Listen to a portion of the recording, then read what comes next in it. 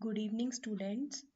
This is Monica and welcome to my YouTube channel Maths Together.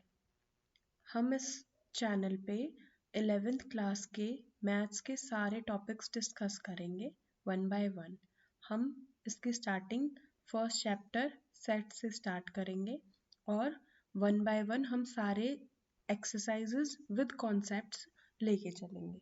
तो सबसे पहले हम इंट्रोडक्शन पार्ट करेंगे, इंट्रोडक्शन ऑफ एक्सरसाइज 1.1। अगर आप लोग मुझे कंटिन्यूसली मेरी वीडियोस को देखते हैं, मुझे सपोर्ट करते हैं, तो मैं डेली एक वीडियो अपलोड किया करूँगी जिसमें हम सबसे पहले अपना इंट्रोडक्शन पार्ट लेंगे, जो भी एक चैप्टर का बेसिक है वहाँ से स्टार्ट करेंगे। सबसे पहले बेसिक कंप्लीट करेंगे, देन हम उसकी एक्सरसाइजेस के क्वेश्चन सॉल्व करेंगे। तो ये मेरा पूरा क्राइटेरिया रहेगा जो भी हम एक्सरसाइजेस या चैप्टर्स को सॉल्व करते हैं उनके लिए। ठीक है, तो सबसे पहले हम स्टार्ट करते हैं इंट्रोडक्शन टू एक्सरसाइज 1.1। तो सबसे पहले हम जान लेते हैं कि सेट्स होते क्या हैं। What is sets?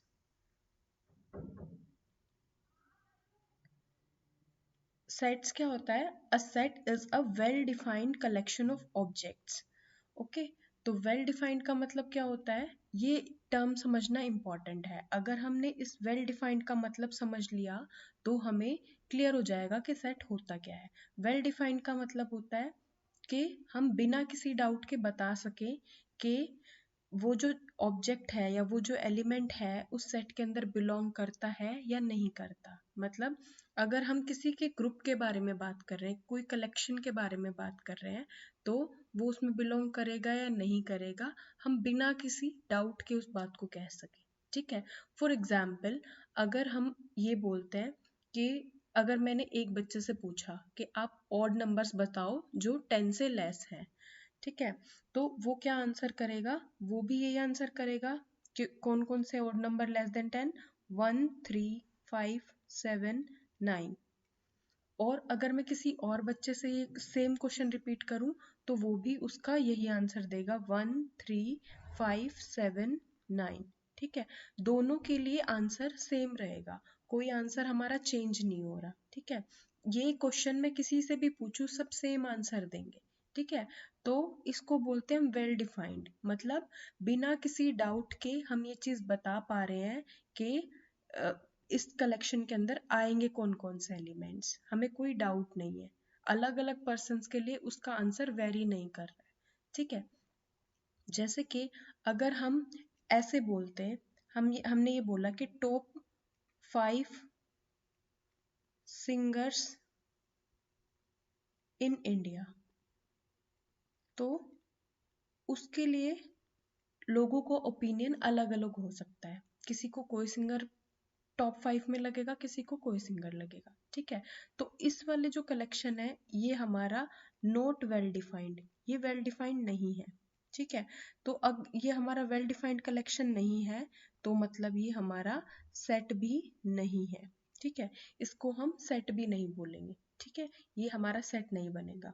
मतलब क्लियर है, एकदम क्लियर है चीज, कि अगर हम बिना किसी डाउट के ये बता पा रहे हैं कि ये इस कलेक्शन में जाएगा या नहीं जाएगा, तो वो क्या बन जाएगा, हमारा सेट बन जाएगा, अदरवाइज सेट नहीं बनेगा। ठीक है, अब the reverse of India, next example आता है रिवर्स ऑफ इंडिया। जितनी भी इंडिया की रिवर्स है, ठीक है, वो सबके लिए सेम है। ऐसा तो नहीं है कि कोई कुछ बोलेगा कोई कुछ बोलेगा, मतलब जो फिक्स इंडिया की रिवर्स है उनमें से ही कोई आंसर देगा ना, उसके अलावा कोई नहीं बोल पाएगा। तो ये भी एक वेल डिफाइंड कलेक्शन हो गया। ठीक है, नेक्स्ट एग्जाम्पल है vowels in the English alphabet. अब मैं किसी भी बच्चे से पूछ लूँ या किसी भी इंसान से पूछ लूँ कि इंग्लिश के वोवेल्स बताने आपको, तो सब आपको यही आंसर देंगे, A, E, I, O, U। मतलब सबके लिए आंसर सेम रहेगा, ये answer person to person vary नहीं करेगा, सबके लिए आंसर सेम रहेगा। ठीक है, तो इस चीज को बोलते हैं हम वेल डिफाइंड, मतलब हम बिना किसी कंफ्यूजन के ये बता सके कि ये इस कलेक्शन में जाएगी या नहीं जाएगी। तो उस वर्ड, उस जो कलेक्शन होते हैं ऑब्जेक्ट्स को, उसको क्या बोलते हैं, सेट। आई होप आपको सेट की डेफिनेशन अब क्लियर हो गई होगी। ठीक है, अब हम कुछ और एग्जाम्पल्स देखते हैं सेट्स के, ठीक है। जैसे हम नेचुरल नंबर, अगर मैं किसी से भी पूछती हूँ कि नेचुरल नंबर्स क्या है, तो सब नेचुरल नंबर्स यही बताएंगे, 1 2 3 4 5 6, आप किसी से भी पूछ लो अप टू सोन, यही हमारे क्या होते हैं, नेचुरल नंबर। तो ये वेल डिफाइंड हो गया ना, सबके लिए सेम है, सब नेचुरल नंबर्स में यही बताएंगे। तो जो सेट ऑफ नेचुरल नंबर्स होते हैं उनको हम कैपिटल एन से डिनोट करते हैं, ओके। उसके बाद हम इंटीजर्स की बात करते हैं। अब जब भी हम इंटीजर्स की बात करते हैं तो सब यही बताएंगे, माइनस से आते रहते हैं, -5, -4, -3, -2, -1, 0, 1 2 3 4 एंड अप टू सोन, सबके लिए इंटीजर्स यही है, ठीक है। तो ये भी क्या है, एक वेल डिफाइंड कलेक्शन है, तो इसलिए क्या बनता है, एक सेट बन जाएगा। तो जो सेट ऑफ इंटीजर्स हैं उनको हम z से रिप्रेजेंट करते हैं। उसके बाद आता है set of rational numbers. Rational numbers का भी सबके लिए फिक्स है रेशनल नंबर्स, ठीक है। जो मेरे लिए है वही रेशनल नंबर्स आपके लिए, आपके लिए कोई अलग नहीं है, सबके लिए सेम है। तो ये भी एक वेल डिफाइंड कलेक्शन है, इसलिए एक सेट बनता है। तो ये मैथ्स में बहुत जगह यूज होंगे ये सिंबल, ठीक है। अगर आपको कहीं ये रिप्रेजेंटेशन है क्यू, दैट मीन्स ये किसको रिप्रेजेंट कर रहा है, ये है आपका सेट ऑफ रेशनल नंबर्स।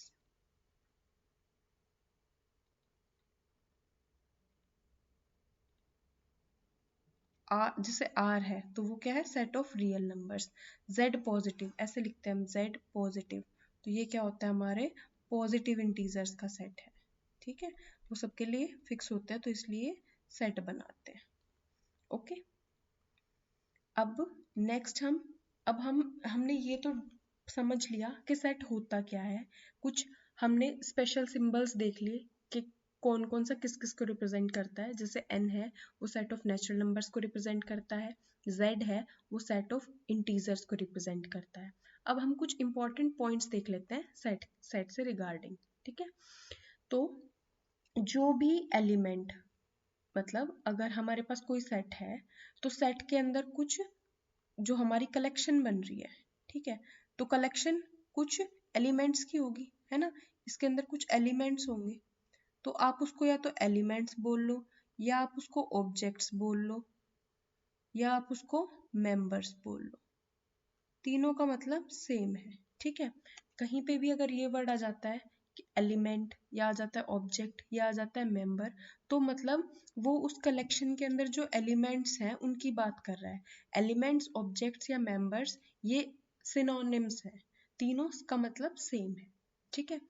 अब हम सेट को रिप्रेजेंट कैसे करते हैं, सेट को हम हमेशा कैपिटल लेटर से डिनोट करते हैं, जैसे कि ABCXYZ कुछ भी ले लो, बस वो कैपिटल में होना चाहिए, वो सेट को रिप्रेजेंट करता है, ठीक है। और अगर हम उसके एलिमेंट्स की बात करें तो उनको हम स्मॉल लेटर से डिनोट करते हैं, ABCD कुछ भी ले लो, वो स्मॉल लेटर से डिनोट होंगे, वो होंगे उसके सेट के एलिमेंट्स, ओके। तो जैसे हम बात करें, अगर हमें कोई भी सेट लिखना है, ठीक है, तो जैसे हमने अभी पीछे के एग्जाम्पल देखा था, set of all, set of vowels, ठीक है। तो अगर मैं इसको लिखना चाहूँ, वोवेल्स के सेट को अगर मैं लिखना चाहूँ, वोवेल्स इन इंग्लिश अल्फाबेट,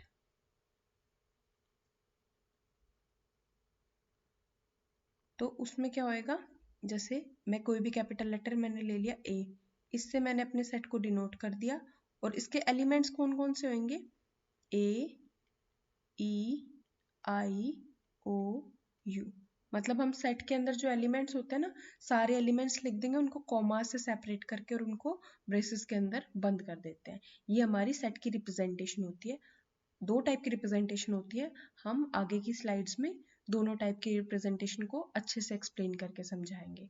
अभी के लिए मैंने बता दिया, ये जो इम्पोर्टेंट पॉइंट्स थे, टॉपिक पॉइंट्स थे, इनको एक्सप्लेन करने के लिए मैंने आपको ये एग्जाम्पल दे दिया कि अगर आपको ऐसे बोला जाए कि सेट ऑफ वोवेल्स लिखना है आपको इंग्लिश अल्फ़ाबेट में, तो सेट को रिप्रेजेंट किससे करते हैं, कैपिटल लेटर से, और उसके जो एलिमेंट्स होते हैं हम उनको स्मॉल लेटर से रिप्रेजेंट करते हैं, कॉमा से सेपरेट करके ब्रेसेस में बंद कर देते हैं, ठीक है।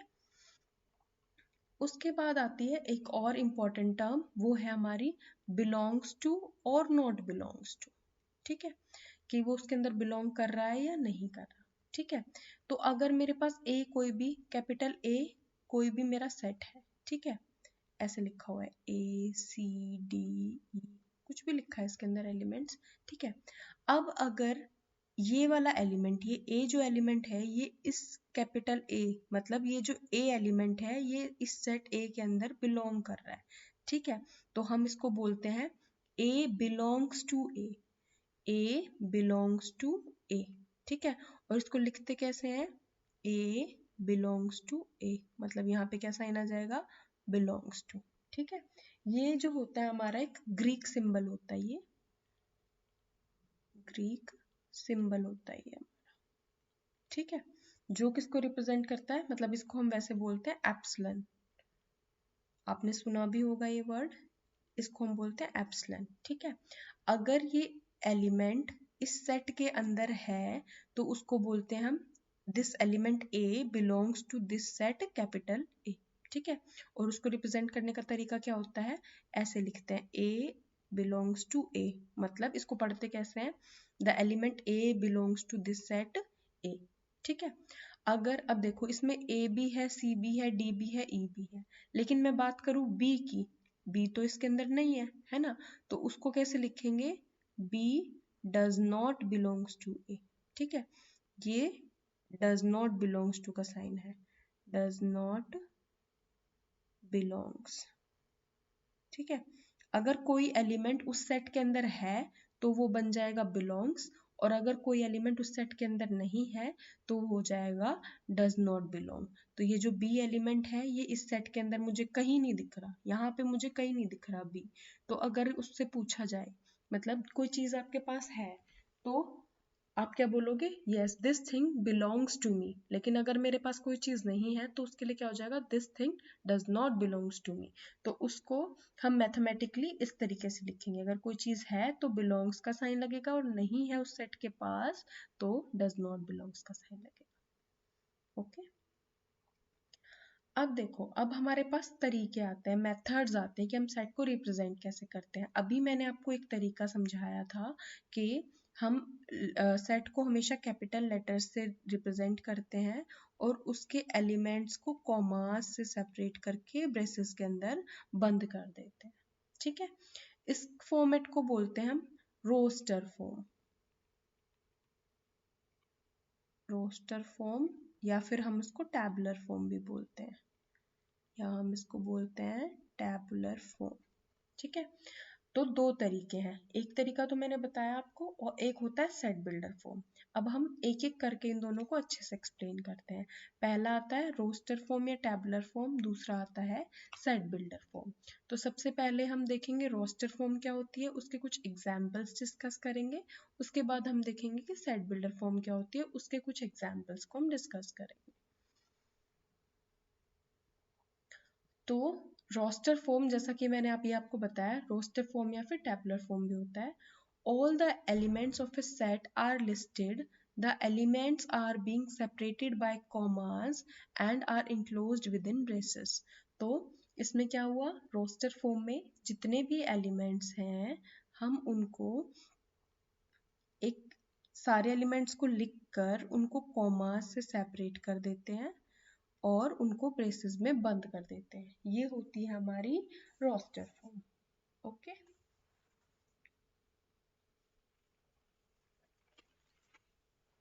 तो जैसे कि अगर हम एग्जाम्पल के रूप में देखें तो एग्जाम्पल देखते हैं, इसमें ऐसे लिखा है, अगर the set of all even positive integers less than 7। तो अगर मुझे ये दिया हुआ है the set of all even positive integers less than 7, तो इसको मैं रोस्टर फॉर्म में कैसे लिखूंगी, पहले मैं इसको रिप्रेजेंट करूंगी कैपिटल लेटर ए से। ठीक है, कोई भी कैपिटल लेटर ले सकते हो आप सेट को डिनोट करने के लिए। अब उसने बोला है इंटीजर्स, ठीक है, और इंटीजर्स के साथ बोल दिया, इंटीजर सुनते ही मेरे माइंड में आ गया कि भाई इंटीजर तो कुछ भी हो सकते हैं, -4, -3, -2, -1, 0, 1, 2, 3, 4, कुछ भी हो सकता है, ठीक है। उसके बाद उसने बोल दिया पॉजिटिव, मतलब ये तो खत्म हो गए, है ना, ये तो खत्म। उसके बाद उसने बोल दिया इवन, उसके बाद इवन वाले सोचे तो मैंने आया 2, 4, 6, 8, 10 अप टू सोन। उसने उसके बाद उसने बोल दिया लेस देन 7, मतलब 7 से लेस, तो ये पीछे वाले खत्म, है ना। तो कौन से बच गए, ये 3 बच गए, तो यहाँ पे क्या आ जाएगा 2, 4, 6, ठीक है। तो ये इसका आंसर हो गया, राइट। उसके बाद एक और एग्जांपल लेके देखते हैं, ठीक है। अगर ऐसा लिखा आ गया the set of all vowels in English alphabet, ठीक है। तो उसमें क्या हो जाएगा, मैंने फिर से इसको किसी बी से रिप्रेजेंट कर लो, मान लो, तो जितने भी वॉवल्स हैं वो हो जाएंगे ए, ई, आई, ओ, यू, ठीक है। सबको कॉमा से सेपरेट करके ब्रेसेस के अंदर बंद कर दिया, ठीक है। तो ये और ये किसका एग्जाम्पल हो गया, रोस्टर फॉर्म का। इसमें हमने सेट को कौन से फॉर्मेट में रिप्रेजेंट किया है, रोस्टर फॉर्म के अंदर, राइट। नेक्स्ट, अब हम रोस्टर फॉर्म को लेके कुछ चीजें डिस्कस कर लेते हैं, कुछ इंपॉर्टेंट पॉइंट है इसके अंदर, ठीक है। In roster form the order in which the elements are listed is immaterial, ठीक है। मतलब हम किस ऑर्डर में लिख रहे हैं एलिमेंट्स को, वो मैटर नहीं करता रोस्टर फॉर्मेट में, ठीक है। फॉर एग्जाम्पल, जैसे मैंने लिख दिया 1, 2, 3, 6, 7, 14, 21, 42, ठीक है। या फिर मैंने ऐसे लिख दिया 1, 3, 7, 21, 2, 6, 14 और 42, तो ये दोनों सेट्स इक्वल है, ठीक है, बोथ आर सेम, ठीक है, बोथ आर सेम। अगर हम इनको देखते हैं तो क्या, इसमें देखो हमने ऐसे कंटिन्यू लिखा हुआ है इसको 1, 2, 3, 6, 7, और यहाँ हमने इसका ऑर्डर चेंज कर दिया बस, 3 को सेकंड पोजीशन पे शिफ्ट कर दिया, 7 को थर्ड पोजीशन पे शिफ्ट कर दिया, 21 को फोर्थ पोजीशन पे शिफ्ट कर दिया, मतलब मैंने सिर्फ पोजीशन चेंज करी है, ठीक है। तो पोजीशन चेंज करने का कोई फर्क नहीं पड़ता, ठीक है, दोनों सेट सेम ही रहेंगे। हमारा जो एलिमेंट्स का ऑर्डर है वो रोस्टर फॉर्म में मैटर नहीं करता, ठीक है। नेक्स्ट इंपॉर्टेंट पॉइंट क्या है इसके अंदर, कि in roster form an element is not generally repeated, हम कोई एलिमेंट को रिपीट नहीं करते। जैसे कि अगर मेरे पास कोई वर्ड है स्कूल, ठीक है, तो मुझे लिखना है कि इसके लेटर्स लिखने हैं, ठीक है, इसके लेटर्स का, इसमें जो लेटर्स यूज हुए हैं उनका एक सेट बनाना है, ठीक है। तो इसमें कौन कौन से लेटर यूज हुए हैं, एस, सी, एच, ओ, एल, ठीक है। मतलब कि देखो ओ यहाँ पे 2 बार था, लेकिन हम इसको सेट में एक ही बार लिखेंगे, 2 बार नहीं लिखेंगे, ठीक है। सेट में हम एक, अगर कोई भी लेटर या कोई भी एलिमेंट 2 बार आ रहा है तो सेट में हम उसको एक बार ही लिखेंगे, 2 बार नहीं लिखेंगे, ठीक है। तो हाँ, हमारे जो एलिमेंट्स है सेट में वो रिपीट नहीं होंगे, ठीक है। मतलब जैसे कि अगर ऐसे लिखा हुआ है 1, 1, 2, 3, 3, 4, ये लिख लो, चाहे ये लिख दो 1, 2, 3, 4, ठीक है। ये दोनों इक्वल है, कोई डिफरेंस नहीं है इनमें, हम एलिमेंट्स को रिपीट नहीं करते सेट के अंदर, ओके।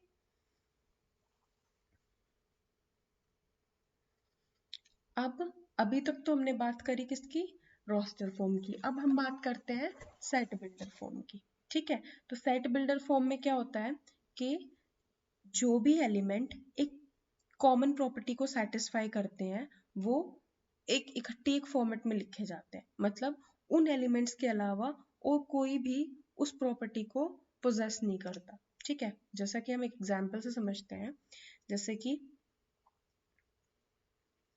अगर मैं सेट की बात करूं, मेरे पास ये सेट दे रखा है ए, ई, आई, OU। ठीक है, तो ये कौन सी फॉर्मेट है? ये मेरी है रोस्टर फॉर्म।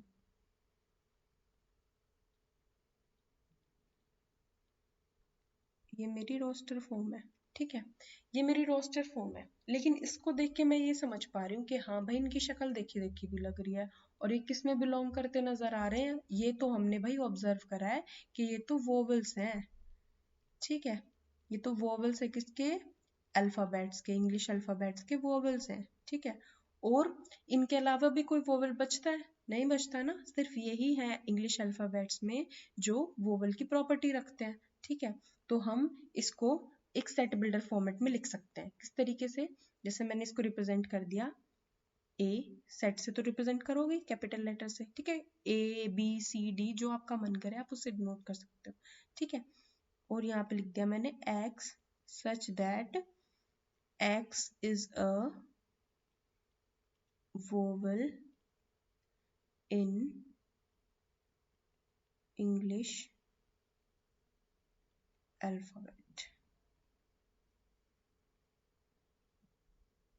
मतलब यहाँ पे देखो मैंने एक कॉमन प्रॉपर्टी लिख दी। ठीक है, अब मैं, मेरी ये सेट बिल्डर फॉर्म है। ठीक है, तो अगर मैं ये वाली लाइन लिखूं तो भी तो आपके माइंड में यही चीजें आएंगी ना कि भाई यही वाली प्रॉपर्टी है, इसी की बात कर रहे हैं हम लोग। ठीक है, तो यहाँ पे क्या हो जाएगा? एक्स कौन है? एक्स वो है जो इंग्लिश अल्फाबेट्स में वोवेल्स है। ठीक है, तो यहाँ पे एक्स का मतलब क्या हो गया? एक्स का मतलब क्या हो गया कि एक्स वो एलिमेंट्स हैं, वो एलिमेंट्स इस सेट के अंदर आएंगे जो इंग्लिश के वोवेल्स होने की, इंग्लिश अल्फाबेट्स के वोवेल्स होने की कैपेबिलिटी रखते हैं। ठीक है, और वो कैपेबिलिटी कौन रखते हैं? सिर्फ यही वाले अल्फाबेट्स रखते हैं, AEIOU। ठीक है, तो इसमें देखो सबका अपना अपना मतलब है। ये जो ब्रेसेस है इसका मतलब होता है सेट ऑफ ऑल। ठीक है, इसका मतलब क्या है? ये सारे एलिमेंट्स को कलेक्ट कर रहा है, वो जो उस प्रॉपर्टी को होल्ड कर रहे हैं। ठीक है, ये जो कॉलन होते हैं इनका मतलब होता है सच दैट। ठीक है, तो इसको हम कैसे पढ़ेंगे?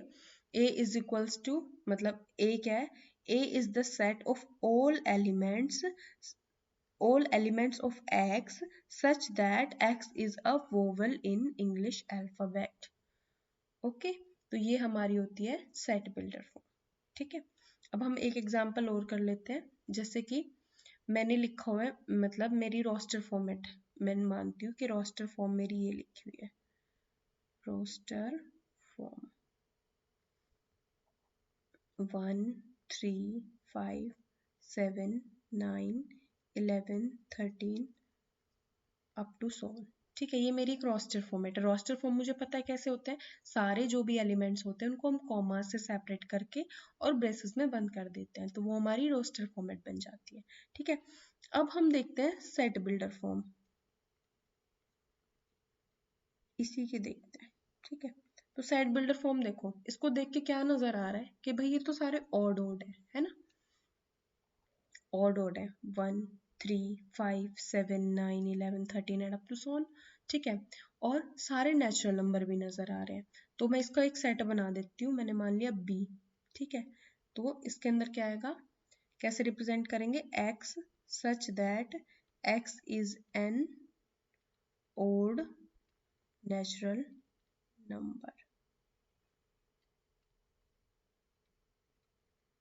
ठीक है, या एक तरीका और भी हो सकता है। अब कोई बोलेगा कि मैम ये तो इंटीजर्स भी हैं, है ना? तो हम इसको एक और तरीके से लिख सकते हैं, x such that x is a positive odd integer। Correct? ठीक है, तो यहाँ से हमारा ये भी करेक्ट है और ये चीज भी करेक्ट है, हम दोनों में से कोई भी यूज कर सकते हैं। ओके, तो ये हो गया हमारा एक्सरसाइज 1.1 का बेसिक्स। अब नेक्स्ट लेक्चर में हम इसके क्वेश्चंस डिस्कस करेंगे। आई होप आपको ये सारे डाउट्स, जो भी इस इंट्रोडक्शन से रिलेटेड जो भी डाउट्स हैं वो क्लियर हो जाएंगे। ठीक है, और नेक्स्ट जो एक्सरसाइज होगी, नेक्स्ट जो भी हमारा लेक्चर होगा उसमें हम इसके क्वेश्चंस डिस्कस करेंगे। Thank you.